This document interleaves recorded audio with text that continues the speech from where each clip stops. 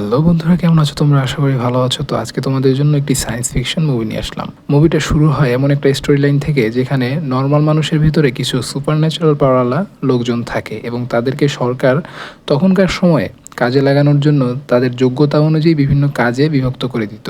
তবে generation change হওয়ার কারণে বিভিন্ন রকমের রোবটের মাধ্যমে সেই সকল কাজ সম্পূর্ণ করে এবং সেক্ষেত্রে পাওয়ারফুল যে সকল লোকজন ছিল তাদের চাকরির অভাব পড়ে এবং তাদের উপরে অনেক কিছুর লোনও চলে আসে। গল্পের শুরুতেই আমাদেরকে দেখানো হয় কর্নার এবং তার মা, তারা দুজনে কথা বলছে এবং তাদের উপরে অনেক কিছুর লোনও চলে এসেছে।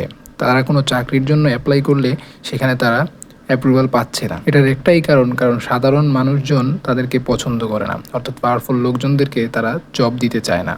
চাকরি না পেয়ে কর্নার বা তার মতো যত পাওয়ারফুল লোকজন ছিল তারা বিভিন্ন কাজে থাকে। তারা তাদের সংসারের জন্য যত ছোট বড় কাজ আছে সেগুলো করত। তবে এই কাজের মধ্যে হঠাৎ পুলিশ চলে আসে এবং তাদের সবাইকে একসাথে দাঁড়া করা এবং ড্রোনের মাধ্যমে স্ক্যান করে দেখে তাদের কোনো ক্রিমিনাল রেকর্ড আছে কিনা। তারা যে সকল কাজ করছে এটার জন্য তাদের লাইসেন্সের দরকার হয় এবং পুলিশ তাদেরকে জিজ্ঞাসা করছিল তাদের কাছে লাইসেন্স আছে কি না। তবে তারা বলে এটার জন্য টাকার দরকার হয় এবং আমাদের কাছে পর্যাপ্ত অর্থ নেই। তবে এর মধ্যেই তাদের মধ্যে একজনকে পুলিশ গ্রেপ্তার করে, কারণ তার ক্রিমিনাল রেকর্ড ছিল। তবে সে পালিয়ে যেতে চায়, এর মধ্যে রোবট এসে তাকে মেরে ফেলে। কর্নার সহ বাকি সকলকে সেখান থেকে ওয়ার্নিং দিয়ে ছেড়ে দেওয়া হয়। অন্যদিকে আমাদেরকে দেখানো হয় একটি বিল্ডিং, যার সামনে পুলিশ অনেকগুলো রোবটের সাথে বিল্ডিং এর ভিতরে অ্যাটাক করার মূল কারণটা হচ্ছে এই বিল্ডিং এর ভিতরে যে পাওয়ারফুল লোকজন আছে তারা তাদের শরীরের ভিতরে স্পাইনাল দিয়ে কিছু ড্রাগস তৈরি করে এবং এগুলো সাধারণ মানুষজন ব্যবহারের ফলে তাদের কিছুক্ষণের জন্য সুপার ন্যাচারাল পাওয়ার চলে আসে এবং এগুলো তাদের কাছে ভালো লাগে। তো যাই হোক, সেখানে পুলিশ চলে আসে এবং ড্রাগস সহকারে অনেক পাওয়ারফুল লোকজনদেরকে গ্রেফতার করে। কিছু রিপোর্টাররা এগুলো প্রচার করতে থাকে।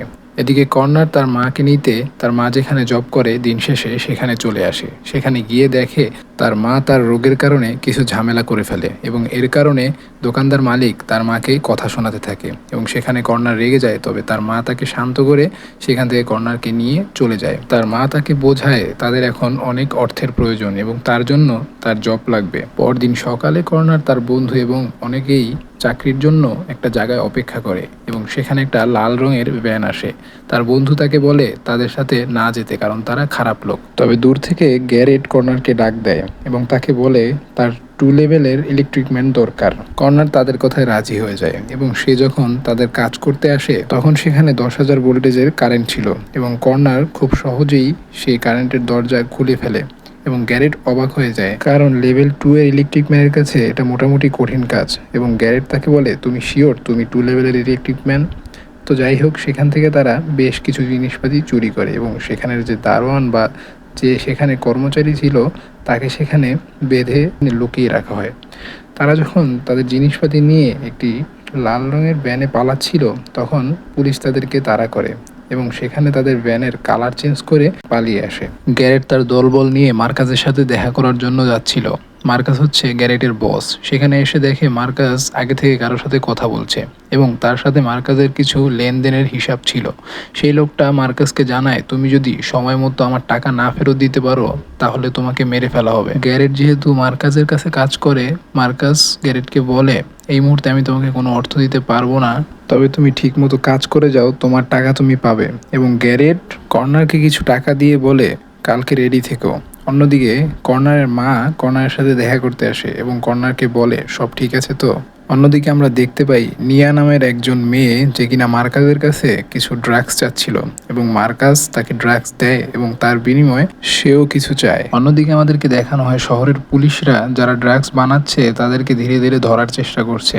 এদিকে কর্নার, যে কিনা কাজের জন্য পরদিন সকালেও বসে থাকে এবং গ্যারেট একটা গাড়ি নিয়ে তার সাথে দেখা করতে আসে এবং সেখানে কর্নার গ্যারেটের সাথে চলে যায়। তারা একটি রেস্টুরেন্টে বসে এবং সেখানে বসে গ্যারেট কর্নারের সাথে কথাবার্তা বলছিল এবং সেখানে গ্যারেট কর্নারকে জানায়, তোমাকে এই কাজের জন্য আরো প্র্যাকটিস করতে হবে এবং আমরা যে কাজ করছি এটা সম্পর্কে ভালোভাবে জানতে হবে। কর্নার গ্যারেটকে বলে, আমি এইসব কাজে অভ্যস্ত না, আমি এটা করতে পারবো না।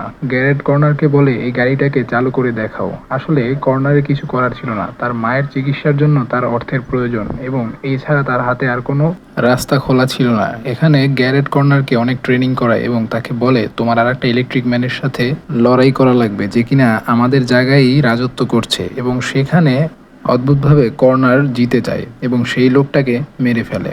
এই লড়াইয়ের পরে কর্নার একটু রিগ্রেট ফিল করে, তবে তার অর্থেরও প্রয়োজন ছিল, সে কিছু অর্থও পায়। এরপরে প্রত্যেক দিনের টাকাগুলো সে একটা ড্রয়ারে লুকিয়ে রাখে, আর সে কি কাজ করছে এটা যেন তার মা না জানতে পারে। তার কারণ হচ্ছে তার বাবাও এরকম কর্নারের মতোই ইলেকট্রিক ম্যান ছিল এবং সে টাকার অভাবে খারাপ লোকদের কাজে কাজ করতে থাকে এবং সেখান থেকেই তার বাবা মারা যায়। অন্যদিকে পুলিশ কপ দুটো যে কিনা কর্নারের বাসার সামনে পাহারা দিচ্ছিল এবং সেখানে তাদের সন্দেহ ছিল মূলত, কারণ এখানে যারা ইলেকট্রিক ম্যান ছিল তারাই এই কাজগুলো করতে পারে। অন্যদিকে একটি ব্যাংক চুরি করার জন্য কর্নার এবং গ্যারিট আগে থেকেই ব্যাংকের ভিতরে গিয়ে দেখে ব্যাংকে কোথায় ক্যামেরা আছে এবং কিভাবে চুরিটা করা যায়। সেখানে তারা সব কিছু পর্যবেক্ষণ করে পরদিন ব্যাংকে চুরি করার জন্য যায় এবং সেখানে গিয়ে সব কিছু কন্ট্রোল করে ফেলে কর্নার এবং তার বদলে গ্যারিটও তার সহযোগিতা করে। সেখান থেকে তারা পর্যাপ্ত পরিমাণে অর্থ পায় না, মানে তাদের কাছে যা ইনফরমেশন ছিল তার থেকে অনেক কম টাকা থাকে সেখানে। দুর্ভাগ্যবশত তারা ব্যাংক থেকে পালানোর সময় সেখানে ড্রোন চলে আসে এবং গ্যারেট কর্নারকে বলে ড্রোনগুলোকে ধ্বংস করে দিতে। কর্নার না চাইতেও সেই কাজটা করে এবং তারা সেখান থেকে পালাতে সক্ষম হয়। সব কিছু শেষে তারা যখন তাদের বস মার্কাসের কাছে চলে আসে তখন মার্কাস তাদেরকে জানায় এই কম অর্থ এটা কোনো কাজেই আসবে না। মার্কাস তখন তার মাথায় হাত দিয়ে বসে পড়ে, কারণ যে লোকগুলো তার সাথে কথা বলছিল তারা মার্কাসকে মেরে ফেলবে যদি তারা টাকা না পায়। মার্কাস তাদের কাছে যে সময় চেয়েছিল সেই সময় শেষ। এখন সেই লোকগুলো মার্কাসকে মেরে টাকাগুলো উসুল করবে, তবে সেই লোকগুলো মার্কাসকে মারতে পারে না। তার কারণ হচ্ছে মার্কাসের বডিগার্ড এবং আমাদের ইলেকট্রিক ম্যান মার্কাসকে রক্ষা করে এবং সেখানে তারা মারা যায়। অন্যদিকে গ্যারেট যে কিনা মার্কাসের সাথে ডিল করে যে এই পরে তার সহযোগিতার পরে টাকা পয়সা ম্যানেজ হওয়ার পরে মার্কাসের পার্টনার হয়ে যাবে গ্যারেট এবং সেখানে মার্কাসের একটুও ভালো লাগে না, তবে সে এটা মেনে নেয়। কর্নার যখন একটা মেয়ে অর্থাৎ নিয়ার সাথে দেখা করে, নিয়া তখন কর্নারকে বলে তোমার হাতে কি হয়েছে? কর্নার বলে কেটে গিয়েছিল। নিয়া তখন তার হাত ঠিক করে দেয়। তখন আমরা জানতে পারি নিয়ার কাছে হিলিং পাওয়ার আছে এবং এর কারণেই মার্কাস নিয়াকে তার কাছে রাখে, মানে মার্কাসের কোনো রোগ হলে বা অসুখ হলে নিয়া যেন তাকে ঠিক করে দেয়। নিয়া এবং কর্নার কথা বলছিল, তবে তখনই মার্কাস নিয়াকে ডেকে নিয়ে যায়। অন্যদিকে কর্নার যখন বাসায় আসে তখন দেখতে পায় তার মা সমস্ত টাকা বের করে ফেলেছে ড্রয়ার থেকে এবং তার কাছে জানতে চায় এত টাকা তুমি কোথায় পেয়েছো। কর্নার তাকে বলে আমি একটা জব করি এবং সেখান থেকে আমি টাকা পেয়েছি। তবে কর্নারের মা তৎক্ষণাৎ জেনে যায় যে কর্নার মিথ্যা কথা বলছে এবং সেও না তার বাবার মতো মারা যায়। এই কথা ভেবে কর্নারের মা অনেক অসুস্থ হয়ে যায় এবং তাকে হসপিটালে ভর্তি করা লাগে, তবে হসপিটালের বিল অনেক বেশি। অন্যদিকে হসপিটাল থেকে যখন কর্নার বের হয় তখন সেই পুলিশগুলো কর্নারকে গ্রেফতার করে এবং তাকে বলে তুমি কি তাদের চেনো বা তাদের সাথে কাজ করো কিনা সব বলে দাও, তার বদলে আমরা তোমাকে ছেড়ে দেব। আমরা জানি তুমি কে এবং তোমার মা এখন বর্তমানে অসুস্থ আছে এবং এই মুহূর্তে তোমার কাছে আর কোনো রাস্তা নেই। এই কথাগুলো বলার পরে কর্নার তাদেরকে বলে তোমাদের কাছে কোনো প্রমাণ নেই এবং সেখানে একটা পুলিশ অনেক অ্যাগ্রেসিভ হয়ে যায় এবং অন্য পুলিশকে বলে তাকে মারতে, তবে সেই পুলিশটা বলে ওকে ছেড়ে দাও। কর্নার যখন পুলিশ স্টেশন থেকে বের হয় গ্যারেট কর্নারকে নিয়ে সেখান থেকে চলে যায়। গ্যারেট কর্নারকে জিজ্ঞেস করে তুমি কিছু বলেছো কি না। কর্নার গ্যারেটকে উত্তর দেয় আমাকে মার্কাসের কাছে নিয়ে যাও। আসলে মার্কাসের কাছে এমন একটা পাওয়ার ছিল যে চোখ দেখে বলতে পারে ও কি চিন্তা করছে বা ও কি করেছে, মানে ওর বর্তমান এবং একটু পাস্ট ব্যাপারে মার্কাসের কাছে সব আইডিয়া চলে আসে। তখন মার্কাস গ্যারেটকে বলে ও কিছুই বলেনি পুলিশকে। গ্যারেট তখন মার্কাসকে বলে আমার কাছে একটা প্ল্যান আছে এবং এই প্ল্যানটা যদি সাকসেসফুল হয়ে যায় তাহলে আমরা পার্টনারশিপ হব, মানে 50-50।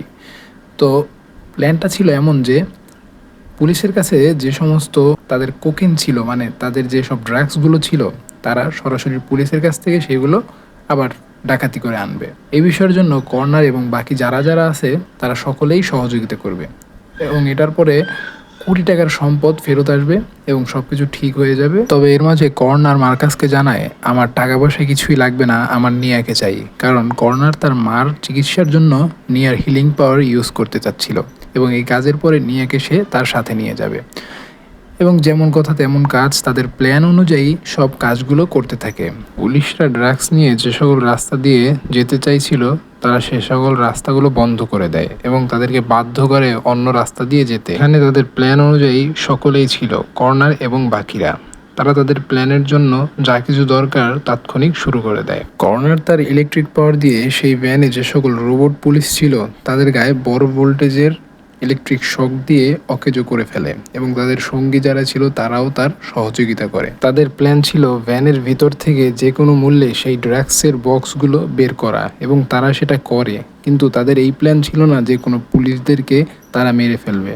তবে এটার বাইরে তাদের যে বস মার্কাস ছিল সে তাদেরকে ধোকা দিয়ে দেয়। আসলে যখন গ্যারেট মার্কাসকে বলেছিল যে আমি তোমার সাথে 50%-এর পার্টনারশিপে থাকতে চাই, তখনই মার্কাস এই প্ল্যানটা করে। যখনই তারা ড্রাগস বের করবে তখন গ্যারেটের সঙ্গীদেরকে মার্কাসের সাথীরা মেরে ফেলবে এবং সেটাই বলে এখানে তারা প্ল্যান করে আসে। এই ফাইটের ভিতরে সেখানে পুলিশ আর্মিরাও চলে আসে এবং সেখানে মার্কাসের লোকজন এবং সেখানে যারা ছিল সকলের উপরেই গুলি চালায়। মার্কাসের লোকজন গ্যারেটের একটা ফ্রেন্ডের উপরে গুলি চালিয়ে তাকে আহত করে। গ্যারেট এবং কর্নার তাকে গাড়িতে করে নিয়ে যাচ্ছিল। অন্যদিকে মার্কাসের লোকজন মার্কাসের কাছে সেই ড্রাগসগুলো নিয়ে আসে এবং মার্কাস সেগুলো দেখতে থাকে। এর ভিতরেই নিয়া নামের সেই মেয়েটি যার ড্রাগসের প্রয়োজন ছিল এবং সে মার্কাসের থেকে ড্রাগস নেয়। অন্যদিকে আমরা দেখতে পাই গ্যারেট এবং কর্নার তাদের সঙ্গীকে বাঁচাতে পারেনি এবং তার জন্য তারা দুঃখ প্রকাশ করছে। কর্নার গ্যারেটকে বলে তোমার জন্য এই দুর্ঘটনাটা ঘটেছে, তুমি যদি মার্কাসকে না খেপাতে তাহলে এটা হতো না। অন্যদিকে পুলিশ অফিসাররা তথ্য নিচ্ছে যে এই শহরে কিছু ইলেকট্রিক ম্যান আছে এবং তাদের ছাড়া এরকম দুর্ঘটনা এবং বড় বড় কাজ করা সম্ভব না। এর ভিতরে পুলিশ দুজনের মধ্যে ঝগড়া লেগে যায় যে তুমি ওই ইলেকট্রিক ম্যানকে যেতে দিয়েছো। আসলে কয়েক কোটি টাকা ড্রাগস পুলিশের হাত থেকে ডাকাতি হওয়ার কারণে তাদের উপরে প্রেশারাইজ করা হয়। অন্যদিকে গ্যারেট যে কিনা তার মার সাথে কথা বলছে এবং তার মা তাকে বলছে এগুলো ছেড়ে দিতে, তবে গ্যারেট বলে আমি খুব শীঘ্রই ছেড়ে দেবো। এদিকে সেই পুলিশ অফিসার তার ফ্যামিলির সাথে দেখা করতে আসে এবং সেখানে তার মেয়েকে নিয়ে পার্কে হাঁটতে বেরোয়। তার মেয়ে তাকে দেখে অনেক খুশি হয়ে যায়। আসলে এই পুলিশ অফিসারের মেয়েটি কীভাবে যেন অদ্ভুত শক্তিশালী হয়, মানে তার কাছেও অদ্ভুত পাওয়ার থাকে এবং যার কারণে তাকে একা একা থাকতে হয়। এদিকে পুলিশ অফিসার কর্নারকে খুঁজে পায় এবং তার সাথে কথা বলতে থাকে আর বন্দুক দেখিয়ে তাকে বলে তুমি যদি আমাদের সহযোগিতা না করো তাহলে তোমাকে গ্রেফতার করা হবে এক্ষুনি। কর্নার তার কাছে একটু সময় চায় এবং তাকে বলে সমস্ত প্রমাণ সহকারে অথবা তাদের সহযোগিতা যে কোনোভাবে সে করবে। এরপর তারা প্ল্যান করে যে কিভাবে মার্কাসের কাছে তারা পৌঁছাতে পারে এবং সেখানে পৌঁছানোর জন্য যা যা প্রয়োজন তারা সেগুলো রেডি করে। তারা ড্রোন রেডি করে এবং অনেকগুলো পুলিশ অফিসার একসাথে মার্কাসের আড্ডাখানায় হামলার প্ল্যান করে।